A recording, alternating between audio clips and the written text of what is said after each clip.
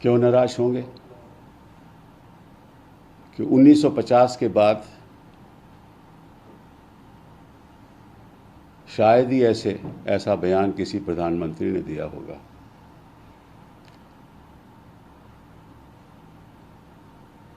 जो इशारा करता है कि हमारे जो अल्पसंख्यक यहाँ तब से रह रहे हैं वो घुसपैठिए हैं। ये किस किस्म की राजनीति है और किस किस्म की संस्कृति है। एक तरफ तो आप राम मंदिर की बात करते हो, वहाँ जाकर उद्घाटन करते हो, राम के आचरणों की बात करते हो, और दूसरी तरफ नफरत फैलाते हो। कहाँ गया आपका सबका साथ? कहाँ गया आपका सबका विकास? और कहाँ गया आपका सबका विश्वास?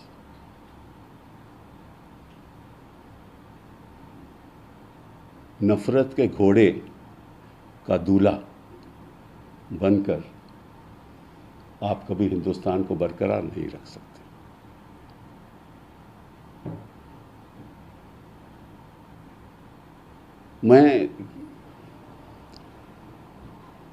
मुझे इस बात पे बहुत निराशा है क्योंकि हम प्रधानमंत्री के पद की इज्जत करते हैं और जो भी उस पद पे बैठा हो उसकी भी इज्जत करते हैं, लेकिन जब प्रधानमंत्री इज्जत के लायक न रहे तो जो भी बुद्धिजीवी लोग हैं इस देश में उनको आवाज़ उठानी चाहिए। मैं कई बार कह चुका हूं कि मोहन भागवत जी भी चुप हैं। क्यों चुप हैं?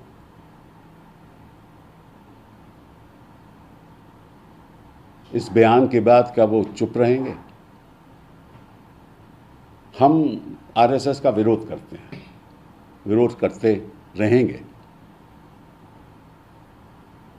लेकिन मैं ये भी समझता हूं कि आरएसएस ने ये बातें मोदी जी को सिखाई नहीं होंगी। ये आरएसएस की भी संस्कृति नहीं है, वो चुपचाप जो मर्जी करें। उस दिन इनफैक्ट मोहन भागवत जी ने भाषण दिया जिसने उन्होंने कहा कि सबको साथ लेकर चलना पड़ेगा, और इनके परिवार ने भी ऐसी संस्कृति इनको दी नहीं होगी। तो ये कहां से आई? मोदी जी क्या देश से अलग हो गए, ऊपर हो गए?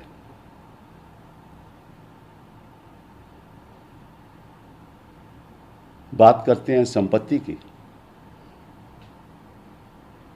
जो संपत्ति 1% लोगों के पास है आज के दिन, 40% देश की संपत्ति 1% लोगों के पास है।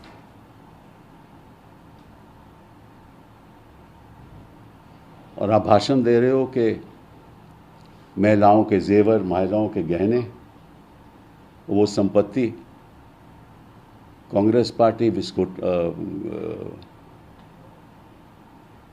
विस्फोटियों को देगी, टेररिस्ट को देगी।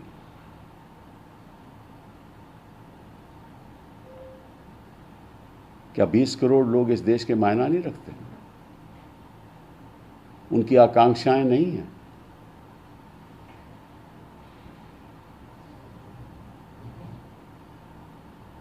ये तो मैं समझता हूं कि इतनी गिरावट राजनीति में आ जाए, ना तो इतिहास में कभी हुआ है हिंदुस्तान के, और ना मैं चाहता हूं हो। लेकिन एक सवाल मैं और पूछना चाहता हूं, वो ये है चुनाव आयोग से कि आपने तुरंत कोई कदम नहीं उठाया। क्यों नहीं उठाया? ये जो भाषण है इसकी आपको निंदा करनी चाहिए, मोदी जी को नोटिस देना चाहिए चैनल्स को आदेश देना चाहिए कि यह भाषण दोहराया ना जाए। आपको पीनल कोड की धारा 153A में मुकदमा दर्ज करना चाहिए, क्योंकि चुनाव आयोग न भूल जाए कि उसने संविधान की शपथ ली है, और उस अगर शपथ का वो उल्लंघन करेंगे और भेदभाव के साथ ऐसे भाषणों का साथ देंगे तो ये ना तो चुनाव आयोग के लिए ना देश के लिए ठीक होगा। मैं नहीं जानता कि ऐसी असत्य बातें प्रधानमंत्री जी क्यों कर रहे हैं। जो उन्होंने डॉक्टर मनमोहन सिंह के बारे में कहा वो भी असत्य है। कांग्रेस पार्टी की, खासतौर पे डॉक्टर मनमोहन सिंह की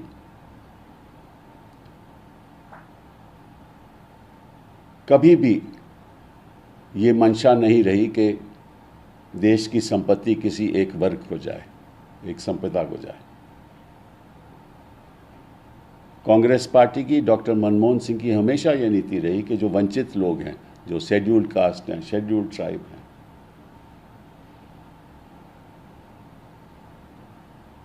और वंचित लोग, माइनॉरिटीज हैं, उनका उत्थान बहुत ज़रूरी है। क्योंकि अमीर लोग तो अपने देखभाल कर सकते हैं, लेकिन उनकी देखभाल प्रशासन ही कर सकता है, शासन ही कर सकता है, देश ही कर सकता है। और ये सही भी है। और ऐसे भड़काऊ भाषणों के देने के बाद अगर आप नफरत फैलाएंगे तो इसका मतलब है कि आप भूल गए हो सबका साथ, आप भूल गए वो सबका विकास। विश्वास तो खैर किसी का अब है भी नहीं आप पे। दूसरी बात, हम चाहेंगे कि बातें भाषणों के द्वारा उन मुद्दों पे होनी चाहिए जो देश की प्रगति के साथ जुड़े हुए हैं। गरीबों को कैसे साधन पहुंचे, उनका उत्थान कैसे हो, शिक्षा के क्षेत्र में कितना निवेश हो, कैसे हो, युवाओं को स्किल कैसे करो, युवाओं को नौकरी कैसे दिलाओ, महिलाओं को ऐसे कैसे बढ़ाओ।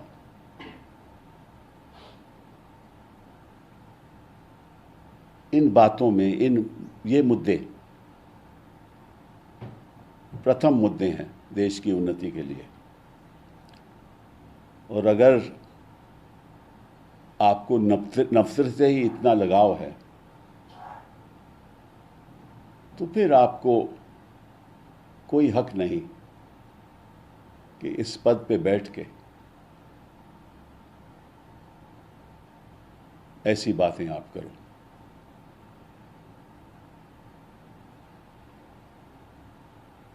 स्पष्ट बात तो यह है कि प्रधानमंत्री जी के संस्कार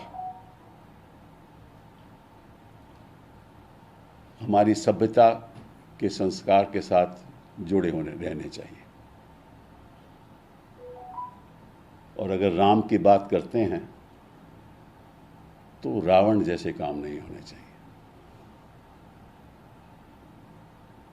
मैं उस पद का आदर करता हूं, और क्योंकि वो बैठे हुए हैं उस पद पे, उनका भी आदर करता हूं।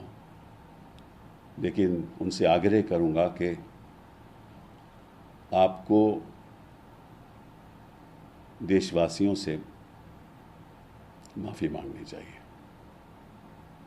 हो सकता है कि आपको भूल हो गई हो, और अगर आप ऐसा नहीं करेंगे तो हमें लगेगा कि आपकी राजनीति का ये एक प्रथम चेहरा है। बहुत बहुत धन्यवाद। सर, आपको उम्मीद है चुनाव आयोग से कि इस पर कोई कार्रवाई होगी, क्योंकि पहले भी पिछले चुनाव में भी कोई इस तरह के बयान? कोई उम्मीद नहीं है, कोई उम्मीद नहीं है। सर, क्योंकि जुडिशरी में आप एक बड़ा रोल हमेशा से प्ले करते आए हैं, तो क्या आप इसको लेकर कोई लीगल फाइट भी लड़ने की कोशिश करेंगे, क्योंकि आप राज्यसभा सांसद भी हैं, क्योंकि कहीं ना कहीं कोशिश आपकी रहेगी कि चुनाव आयोग तक ये शिकायत पहुंचे? नहीं, वो तो पार्टियां करेंगी। मैं तो इंडिपेंडेंट मेंबर ऑफ पार्लियामेंट हैं, ज़रूर पार्टियां जो भी विपक्ष की पार्टियां हैं वो भी करेंगी। मैं तो समझता हूं कि बीजेपी के लोगों को भी करना चाहिए, क्योंकि उनको भी फिक्र होना चाहिए कि ऐसे देश कैसे बढ़ेगा आगे। अगर आप हमारे नागरिकों को घुसपैठिए कहलाएं तो देश आगे कैसे बढ़ेगा। आप अगर आप सत्ता के इतने ही भूखे हो तो फिर ये जो पर्दा है ना, जो असली चेहरा सामने आ जाना चाहिए। सर, ऑल ऑफ सडन ऐसा क्या हुआ कि अचानक से आउट ऑफ द कॉन्टेक्स्ट जाके पीएम ने ऐसा भाषण दिया, क्योंकि अभी कुछ दिन 19 तारीख को ही चुनाव हुए हैं और अचानक से ऐसा भाषण क्यों देना पड़ा होगा? आप क्या इस पर? मैंने पहले ही बता दिया आपको, इसीलिए दे रहे हैं क्योंकि उनको मालूम है कि इस चरण में कुछ लगता है कि गद्दी थोड़ी कमज़ोर हो गई है। So when the Congress party had started questioning the statement of Prime Minister Narendra Modi, BJP had shared a video of Dr. Manmohan Singh from their official Twitter handle, and they had also mentioned what he said, that we will have the divisive, innovative plans to ensure that minorities, particularly Muslim minority, are empowered to share equitable in the fruits of development, and that's not true. Not true. I will give you the exact quote, and you should realize. The quote is, "I believe our collective priorities are clear: agriculture, irrigation and water resources, health, education, critical investment in rural infrastructure, and the essential public investment needs of general infrastructure, along with programs for upliftment of SCs, STs, other backward classes, minorities, and women and children. The component plans for scheduled castes and scheduled tribes will need to be revitalized." मतलब कि जो plan हमने component plan चालू किए थे उनको revitalise किया जाएगा SCs, STs के लिए, ठीक है ना। We will have devise innovative plans for ensure that minorities, particularly Muslim minority, empowered to share equitably in the fruits of development. मतलब प्रगति, जब हिंदुस्तान प्रगति करेगा तो उसमें माइनॉरिटीज़ का भी शेयर होना चाहिए, ये कहा उन्होंने। They must have the first claim on resources, मतलब कि सभी लोग SCs, STs, minorities must have a first claim on resources। इसमें बुरी बात क्या है? ये घुसपैठियों की बात तो नहीं हो रही,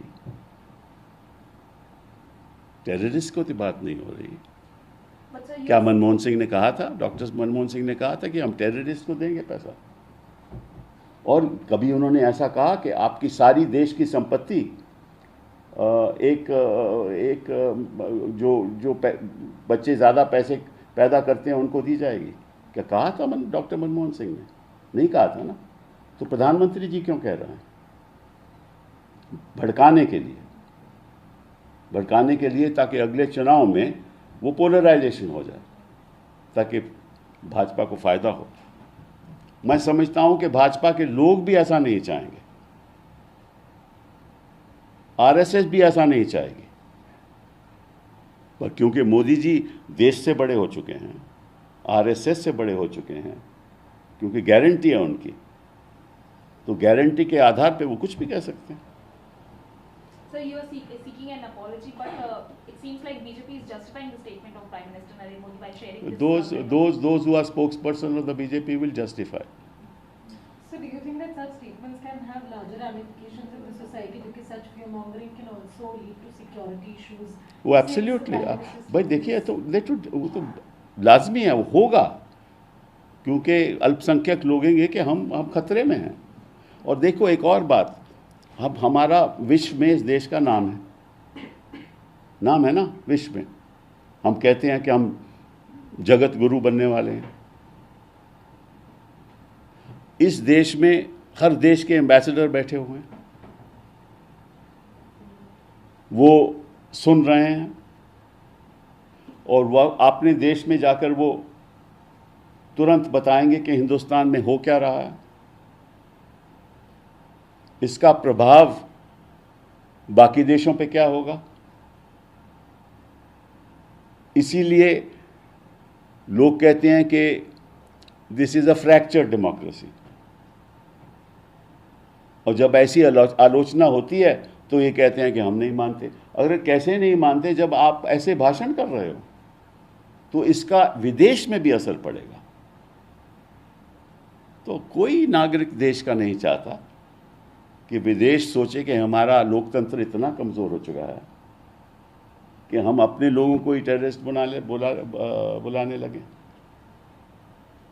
इसकी सबको घोर निंदा करना चाहिए, और आप लोग भी मीडिया चैनल को इसको चलाना नहीं चाहिए। ये आपका कर्तव्य है। आप चलाओगे तो 153A आपके भी लागू होगा। केवल 153A ही नहीं, बाकी भी कई धाराएं आईपीसी में। तो आप चौकन्ने रहिए, क्योंकि मैं आपको अब बता चुका हूं